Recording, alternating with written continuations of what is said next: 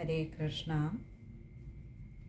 ഭഗവാന്റെ കൃപ കൊണ്ട് നമ്മൾ 18 അധ്യായങ്ങൾ ഒന്ന് അർത്ഥം വിചാരം ചെയ്ത് ഭഗവാന് ആ പാതാരവിന്ദങ്ങളിൽ സമർപ്പിക്കാനൊരു അവസരം തന്നു. നമ്മൾ കഴിയും പോലെ ഭഗവാൻ നിശ്ചയിച്ചതുപോലെയൊക്കെ ഭഗവാൻ ചെയ്യിപ്പിക്കുകയും ചെയ്തു. ഇനി അത് സമ്പൂർണ്ണ പാരായണം നടത്തി ഭഗവാന്റെ പാതാരവിന്ദങ്ങളിൽ സമർപ്പിക്കാം. ഒപ്പം അതിൻ്റെ ഫലപ്രാപ്തിയും കൂടി ഒന്ന് വിചാരം ചെയ്യാം. ഹരേ കൃഷ്ണ.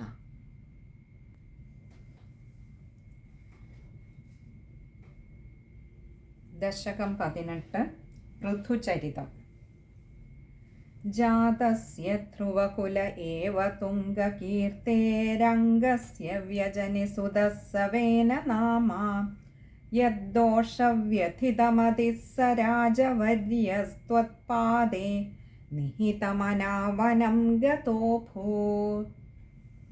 പാപോപീക്ഷിതിതലപാലനായ വേനഃ പൗരാദ്യൈരുപനിഹിതകഠോരവീര്യഃ സർവേഭ്യോ നിജബലമേവ സംപ്രശംസൻ ഭൂചക്രേ തവ യജനാന്യയം ന്യരൗത്സീത്. സംപ്രാപ്തേ ഹിതകഥനായ താപസൗഖ്യേ മത്തോന്യോ ഭുവനപതിർന കശ്ചനേതി.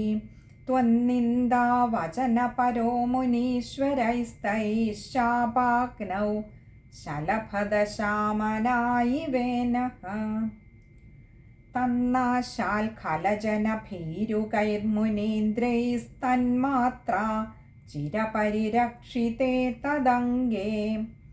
ത്യക്താഖേ പരിമഥിതാദഥോരുദണ്ഡാദ്ദോർദണ്ഡേ പരിമഥിതേ ത്വമാവിരാസി. സർവത്ര ഗോവിന്ദനാമസങ്കീർത്തനം. ഗോവിന്ദ ഗോവിന്ദ. വിഖ്യാതഃ പൃഥുരിതി താപസോപദിഷ്ടൈഃ സൂതാദ്യൈ പരിണുതഭാവി ഭൂരിവീര്യഃ. വേനാർത്യാ കബളിതസമ്പദം ധരിത്രീമാക്രാന്താം നിജധനുഷാ സമാമകാർഷി. ഭൂയസ്താം നിജകുലമുഖ്യവത്സയുക്തൈർദേവാദ്യൈ സമുചിതചാരുഭാജനേഷു. അന്നാദീന്യഭിലഷിതാനി യാനി താനി സ്വച്ഛന്ദം സുരഭിതനൂമദൂദുഹസ്ത്വം. ആത്മാനം യജതി മഖൈസ്ത്വൈത്രിധാമന്നാരബ്ധേ ശതതമവാജി മേധയാഗേ. സ്പർദ്ധാലുശതമഖയേത്യനീചവേഷോ ഹൃത്വാശ്വം തവ തനയാത് പരാജിതോऽഭൂത്. ദേവേന്ദ്രം മുഹുരിതി വാജിനം ഹരന്തം വഹ്നൗ തം മുനിവരമണ്ഡലേ ജുഹൂഷൗ. രുന്ധാനേ കമലഭവേ ക്രതോ സമാപ്തൗ സാക്ഷാത് ത്വം മധുരിപുമൈക്ഷഥാ സ്വയം സ്വം. തദ്ദത്തം വരമുപലഭ്യ ഭക്തിമേകാം ഗംഗാന്തേ വിഹിതപദഃ കദാപി ദേവ. സത്രസ്ഥം മുനിനിവഹം ഹിതാനി ശംസന്നൈക്ഷിഷ്ഠാ സനകമുഖാൻ മുനീൻ പുരസ്താദ്. വിജ്ഞാനം സനകമുഖോദിതം ദധാനഃ സ്വാത്മാനം സ്വയമഗമോ വനാന്തസേവീ. തത്താദൃക് പൃഥുവപുരീശ സത്വരം മേ രോഗൗഖം പ്രശമയ വാതഗേഹവാസിൻ. സർവത്ര ഗോവിന്ദനാമസങ്കീർത്തനം. ഗോവിന്ദ ഗോവിന്ദ. അങ്ങനെ ഗുരുവായൂരപ്പൻ്റെ കൃപ കൊണ്ട് 18ാമത്തെ അധ്യായം നമ്മൾ വായിച്ച് ഭഗവാന്റെ പാതാരവിന്ദങ്ങളിൽ സമർപ്പിക്കാൻ കഴിഞ്ഞു. ഇനി അടുത്തത് ഈ പൃഥുചരിതം വായിക്കുകയും പഠിക്കുകയും ശ്രവിക്കുകയും ചെയ്താലുള്ള ഫലപ്രാപ്തിയാണ്. ഇതിന് അനേകം ഫലം സിദ്ധിക്കും. ഈ ഒരു പൃഥുചരിതത്തിന് ഒരുപാട് മാഹാത്മ്യമുണ്ട്. അതുകൊണ്ട് തന്നെ പലതരത്തിലുള്ള ഫലങ്ങൾ ഇതിന് പറയുന്നുണ്ട്. ഏറ്റവും ആദ്യം വിജയലബ്ധിയാണ്. ഏതൊരു കാര്യവും വിജയത്തിലേക്ക് എത്തിക്കുവാൻ ഈ പൃഥുചരിതം വായിക്കുന്നത് കൊണ്ടാവുമെന്നാണ്. വഴിയിൽ പല പ്രതിബന്ധങ്ങളും വന്നാലും ആത്യന്തികമായി അത് വിജയത്തിലേക്ക് എത്തിക്കും എന്നാണ് ഇതിൻ്റെ ഒരു ഫലപ്രാപ്തി. അതിന് ഏറ്റവും നല്ല ഉദാഹരണം ഈ പൃഥുചരിതത്തിലെ ഓരോ ഫലപ്രാപ്തിയായി പറഞ്ഞിരിക്കുന്ന ഓരോന്നും ആ പൃഥു മഹാരാജാവിൻ്റെ ജീവിതം തന്നെയാണ് നമുക്ക് കാണിച്ചു തരുന്നത്.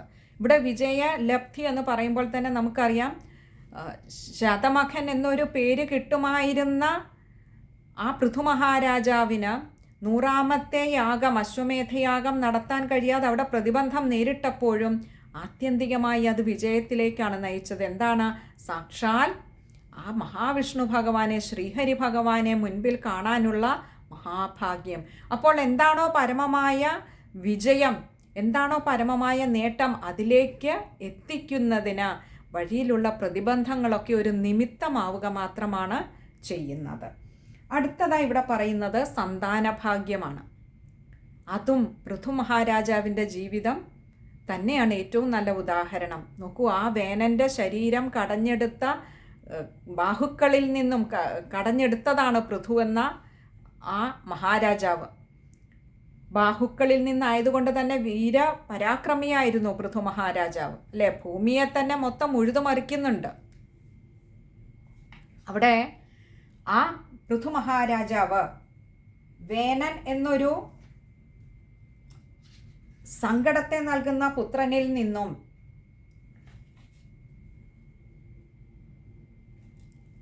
ഇതേപോലെ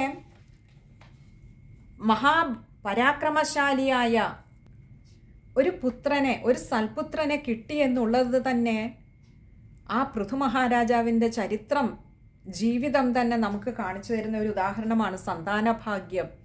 ആ വേനൻ മഹർഷിമാരുടെ ശാപം കൊണ്ട് ശലഭത്തെ പോലെ എരിഞ്ഞടങ്ങിയപ്പോഴും അവിടെ സന്താനങ്ങളില്ലാതെ ഇരുന്നില്ല. പകരം സന്താനഭാഗ്യമായി സാക്ഷാൽ ഭഗവാൻ തന്നെ തൻ്റെ അംശമായിട്ട് അങ്ങോട്ട് വന്നു. പൂന്താനം തിരുമേനി ജ്ഞാനപ്പാനയിൽ പാടിയതുപോലെ, ഉണ്ണികൃഷ്ണൻ മനസ്സിൽ കളിക്കുമ്പോൾ ഉണ്ണികൾ മറ്റു വേണമോ മക്കളായി. ഇവിടെ സാക്ഷാൽ ഭഗവാൻ തന്നെയാണ് വന്നത് പുത്രനായിട്ട്, പുത്രഭാവത്തിൽ, പൃഥു മഹാരാജാവായിട്ട്. അപ്പോൾ സന്താന ഭാഗ്യം. പിന്നെ അടുത്തത് പറയുന്നത് ഐശ്വര്യമാണ്. നോക്കൂ, ആ ഭൂമിയെ ഉഴുതുമറിച്ച് 3 ലോകങ്ങളിലും സമ്പൽ സമൃദ്ധിയെ, ഐശ്വര്യത്തെ കൊണ്ടുവരികയാണ് ഇവിടെ പൃഥ്വിരാജാവ് ചെയ്യുന്നത്. തൻ്റെ ആ പരാക്രമം കൊണ്ട് ഐശ്വര്യത്തെ ലഭിക്കാൻ ഈ 3 ലോകങ്ങൾക്കും പ്രദാനം ചെയ്ത പൃഥു ചക്രവർത്തിയുടെ അവതാരം, പൃഥു മഹാരാജാവിൻ്റെ അവതാരം വായിക്കുകയും പഠിക്കുകയും ചെയ്യുന്നത് കൊണ്ട് നമുക്കും ഐശ്വര്യമുണ്ടാകും. പിന്നെ അടുത്തത് പറഞ്ഞത് സൽകീർത്തിയാണ്. നോക്കൂ, വേനൻ എന്ന ഒരു പുത്രൻ ആ രാജ്യത്തിന് എത്രമാത്രം ദുഷ്പേരും സങ്കടവും ഉണ്ടാക്കി വെച്ചിരുന്നുവോ, അവിടെ മഹർഷിമാർക്കായാലും മറ്റു പ്രജകൾക്കാണേലും എത്രമാത്രം ഒരു ദുഃഖത്തെ നൽകിയിരുന്നുവോ, കഷ്ടത്തെ നൽകിയിരുന്നുവോ, അത്രയുമോ ഒരുപക്ഷെ അതിൻ്റെ 10 മടങ്ങോ ആ പ്രജകൾക്കും രാജ്യത്തിനും മഹർഷിമാർക്കും നന്മയെ ചെയ്ത് സൽകീർത്തി ഉണ്ടാക്കിയതാണ് പൃഥു മഹാരാജാവ്. അപ്പോൾ തൻ്റെ ജീവിതം കൊണ്ട് അടുത്തതും തന്നു ഫലം. ഇതൊന്ന് വായിക്കുകയും അറിയുകയും പഠിക്കുകയും ചെയ്താൽ സൽകീർത്തി ഉണ്ടാവും. പിന്നെ അടുത്തത് ഒരു ഫലമായി പറയുന്നതാണ് പാണ്ഡിത്യം. പൃഥു മഹാരാജാവിന് സാക്ഷാൽ ശ്രീഹരി ഭഗവാനിൽ നിന്ന് തന്നെ, ആ ദർശനത്തിലൂടെ തന്നെ, ആ ദൃഢമായ ഭക്തിയിലൂടെ തന്നെ, ഭഗവാന്റെ ആ അനുഗ്രഹത്തിലൂടെ തന്നെ ഭഗവാൻ സനൽകുമാരാദി മഹർഷിമാരെ നിമിത്തമാക്കിക്കൊണ്ട് ആ പൃഥു മഹാരാജാവിന് ആ ആത്മതത്വ ഉപദേശം ലഭിക്കുവാനുള്ള അവസരം ഒരുക്കിയെങ്കിൽ അതിനോളം വലിയൊരു മഹാഭാഗ്യം, അതിനോളം വലിയൊരു അറിവ് വേറെയില്ല.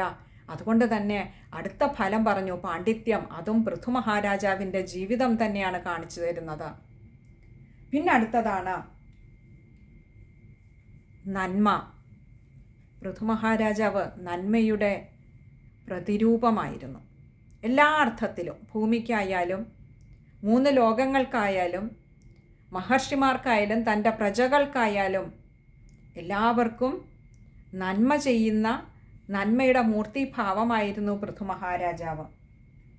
ഇനി പരമമായ ഏറ്റവും അവസാനത്തെ ഫലപ്രാപ്തിയായി പറയുന്നത് ചതുർവിധ പുരുഷാർത്ഥപ്രാപ്തിയാണ്. അതും നമ്മൾ കണ്ടു.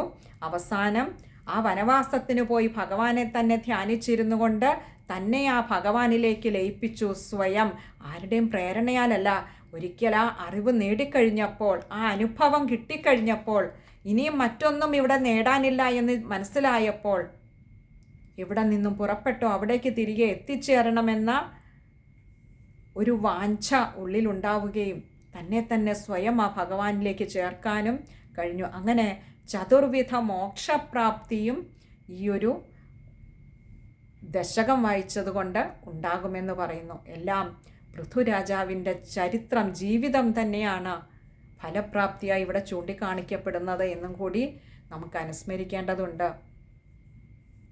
ഈ പറഞ്ഞ ഫലങ്ങൾ ഓരോന്നും ഭഗവാന്റെ അനുഗ്രഹം കൊണ്ട് ഈ ദശകം വായിക്കുന്ന, പഠിക്കുന്ന, കേൾക്കുന്ന എല്ലാവർക്കും ഉണ്ടാകട്ടെ എന്ന് പ്രാർത്ഥിച്ചുകൊണ്ട് ഭഗവാൻ ഈ ദശകത്തിലും പറയിപ്പിച്ചതൊക്കെ ഭഗവാന്റെ പാതാരവിന്ദങ്ങളിൽ സമർപ്പിക്കുകയാണ്. അവിവേകം എന്തെങ്കിലും വന്നു പോയിട്ടുണ്ടെങ്കിൽ ഭഗവാനെ പൊറുക്കേണമേ, സജ്ജനങ്ങൾ പൊറുക്കേണമേ എന്ന് പ്രാർത്ഥിച്ചുകൊണ്ട് സർവത്ര ഗോവിന്ദനാമ സങ്കീർത്തനം. ഗോവിന്ദ ഗോവിന്ദ. ഹരി ഓം.